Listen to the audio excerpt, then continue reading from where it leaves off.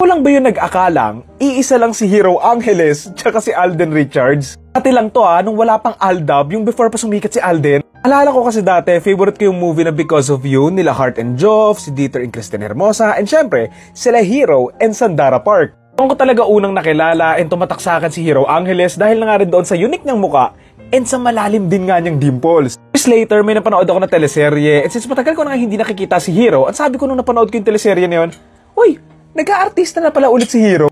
Again, wala pang Aldab nito parang typical na teleserye lang tuwing gabi, ganon, basta nandun si Alden Sabi ko pa nga, parang hindi tumanda si Hero no, parang ganon pa rin yung muka.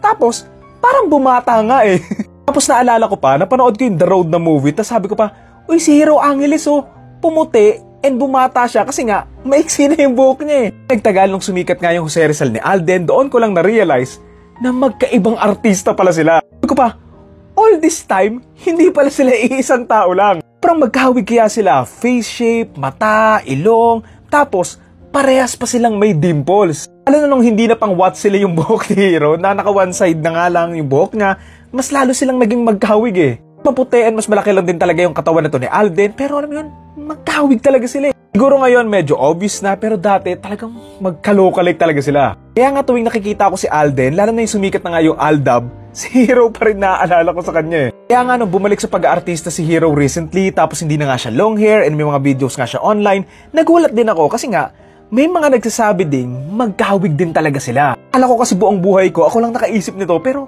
meron din palang ibang taong nakakakita ng resemblance nila. Parang nga magkaroon sila ng project together na maging magkapatid or magkamag-anak sila Kasi pareho sila magaling umacting, tapos may resemblance na. So yun, pwede na Nakakatawa lang siyang balikan sa akin personally kasi nga si Alden, marami na rin siyang projects before nga yung big break nga niya doon sa may Aldab.